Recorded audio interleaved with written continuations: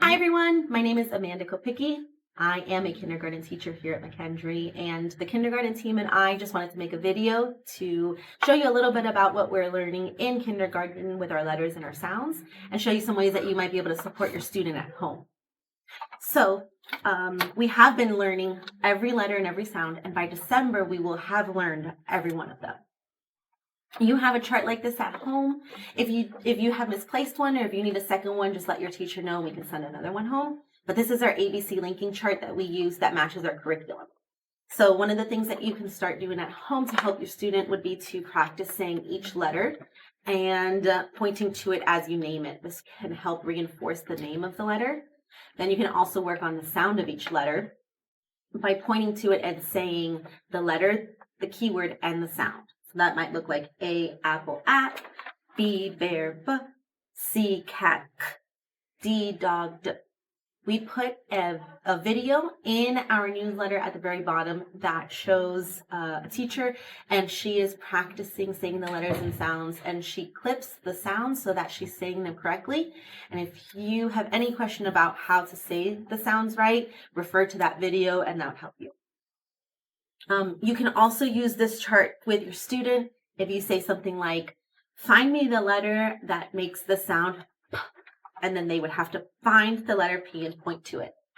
If your student can't find the letter P but knows that it's the letter P, you can tell them to start with A and name every letter as they go through until they can find P. After that, we practice isolating the sounds in words. So if you use a word that's 3 letters, we call those CVC words. If you use a word like cat, and you isolate each sound, just depending on the season, I use little trinkets around the classroom just to make the children have 3 objects they can touch while they are making the 3 sounds of the word. So if the word was cat, we would put k, at, so the students or the children can hear every sound in isolation. And then you can ask them about what sounds they're hearing. So you could ask them, what's the first sound you hear in the word cat? And they would go k, at. Or if they don't have something like this, they can even use their fingers and go k, at. And they'll be able to tell you the first sound they hear is the sound k. We also sometimes refer to that as the phoneme. So you can say, what phoneme is the first phoneme that you hear? And they would say k, at. The first phoneme is k. And then you can ask them, what letter says k? What letter makes the phoneme k? And they would tell you C, in this case, C. You can also switch out that for the middle or the ending sound. If the word changed, let's use the word fox, you might ask them, hey, say fox. What is the last sound or the final sound you hear in the word fox? They could go ox or ox. The final sound would be the x sound. The final phoneme would be the x phoneme. And what letter makes that x phoneme? It would be the X.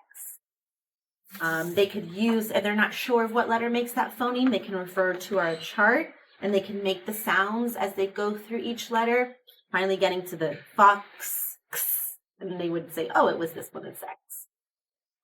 These are some great ways that you can practice at home. Isolating the sounds. We want the children to be able to hear the beginning sound, the middle sound, and the ending sound in a CVC word. And again, a CVC word is a word that has 3 sounds in it, consonant, vowel, consonant. So cat, fox, bat, hop, any of those type of words. I think that might be it for now. If you have any questions about any ways that you can support your child at home, please reach out to your child's kindergarten teacher.